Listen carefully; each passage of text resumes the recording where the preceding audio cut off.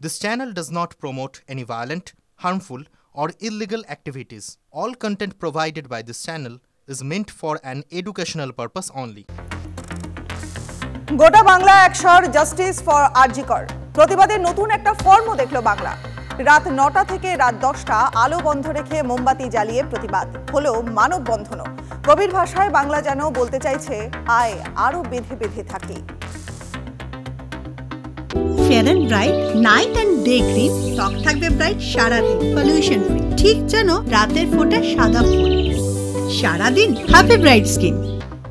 আরজিকরে ধর্ষণ খুনকাণ্ডে পুলিশ প্রশাসনের ভূমিকা এবং তদন্তের গতি প্রকৃতি নিয়ে সরব সুপ্রিম কোর্টের প্রধান বিচারপতির কাছে ৪ দফা আর্জি জানিয়ে চিঠি লিখলেন অধীর রঞ্জন চৌধুরী।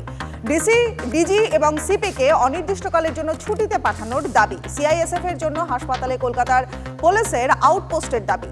আরজিকরে সিআইএসএফ এখতিয়ার ঠিক করে দিক আদালত, আরজি অধীরের।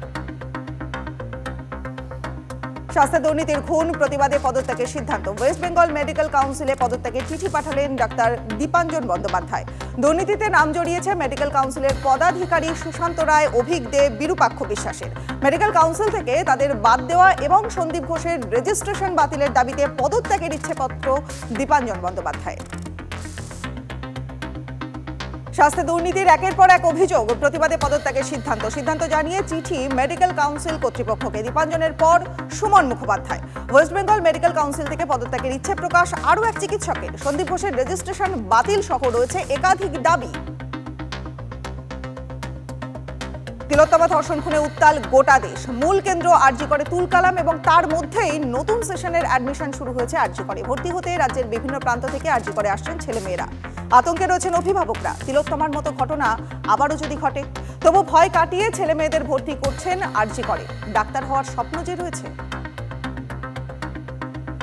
সংগ্রামী যৌথ মঞ্চের আহ্বায়ক ভাস্কর ঘোষের বিরুদ্ধে কোনো কড়া পদক্ষেপ করতে পারবে না পুলিশ, নির্দেশ বিচারপতি রাজশ্রী ভারদ্বাজের।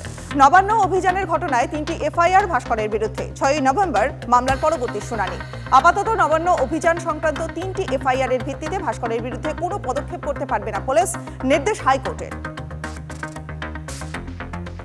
ইডি দপ্তরে কারামন্ত্রী চন্দ্রনাথ সিনহা। শিক্ষা দুর্নীতি মামলায় ইডি দপ্তরে হাজিরা চন্দ্রনাথের। আগে চন্দ্রনাথের বাড়িতে তল্লাশি চালায় ইডি। চন্দ্রনাথ সিনহার ঘনিষ্ঠদের দাবি, ইডি এর আগে তার বাড়িতে তল্লাশি করে ৪১ লাখ টাকা উদ্ধার করেছিল এবং একটি ফোন বাজেয়াপ্ত করেছিল। সেই টাকার উৎস সম্পর্কে নথি জমা দিয়ে ওই টাকা ফেরত চেয়ে আইনজীবীর চিঠি দিয়েছিলেন সিনহা। সেই বিষয়ে ইডি দপ্তরে চন্দ্রনাথ সিনহা। তিলোত্তমার জন্য বিচার চেয়ে আন্দোলনের ঝাঁঝ বাড়ছে। সম্ভবত ২০শে সেপ্টেম্বর নবান্ন, লালবাজার, কালীঘাটে অভিযান। খবর সূত্রে পতাকা ছাড়াই ত্রিফলা অভিযানের ডাক দেন শুভেন্দু অধিকারী। সব স্তরের মানুষকে নিয়েই আন্দোলনের ডাক দেন শুভেন্দু। আরজিকর কাণ্ডের আবহে কিশোরীকে প্রকাশ্যে কোপ। বরানগরের প্রফুল্লনগরে কিশোরীকে ধারালো অস্ত্রের কোপ। ১৩ বছরের ছাত্রীকে কুপিয়ে খুনের চেষ্টা। অভিযুক্ত কিশোরকে ধরে বেধড়ক মার স্থানীয়দের। অভিযুক্ত কিশোরকে গ্রেপ্তার করা হয়েছে।